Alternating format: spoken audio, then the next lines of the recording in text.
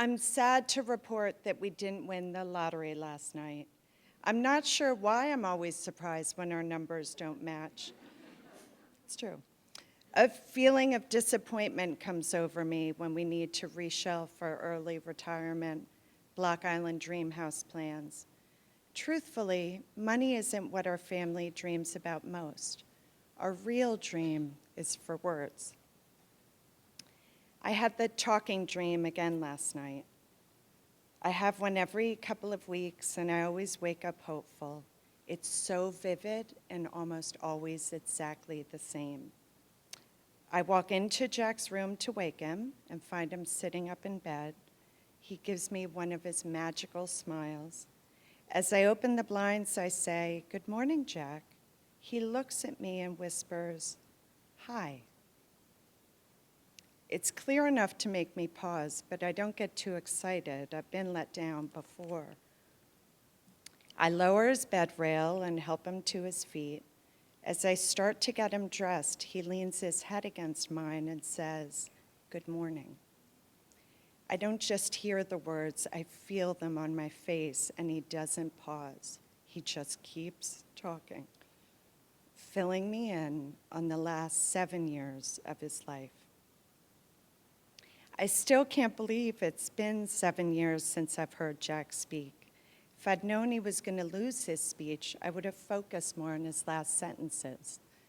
I would have treasured them, taped them, hung on every last word. But when Jack first stopped speaking, we thought he was just too uncomfortable. We'd heard it isn't uncommon for patients to shut down a bit after a stem cell transplant.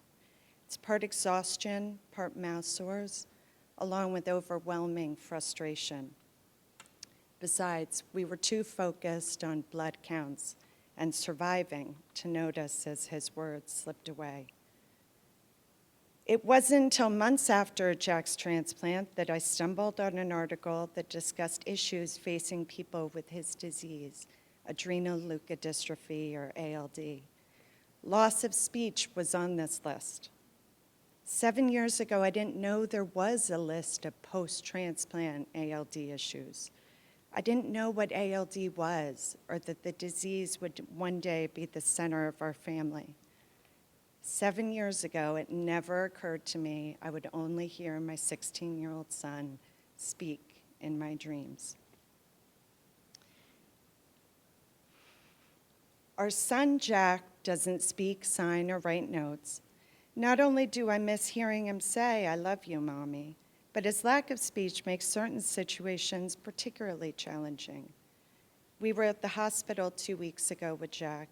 He was clearly sick, but not able to tell us what was bothering him. Not knowing if it was his stomach, his throat, or his ears created a need for additional tests and extra worries. Even on a typical day, Jack's silence is complicated. His inability to call out if he needs us sets him apart from even a young baby. Strangers have a difficult time comprehending. They assume that his speech is limited or difficult to understand. I need to be clear. The only sounds that Jack makes are sneezing, coughing, and laughing.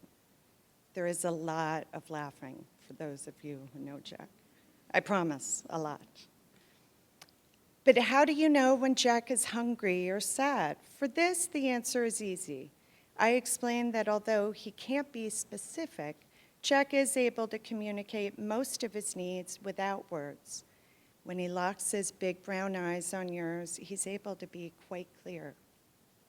I'm not really sure how he manages this, but people who love Jack learn quickly how to read his eyes, and his silence becomes less quiet. So while he might not be able to tell you when he has a sore throat, he can always fill a room with stories without saying a word. This doesn't mean I'm content with Jack's silence, although I am honored to be his mom.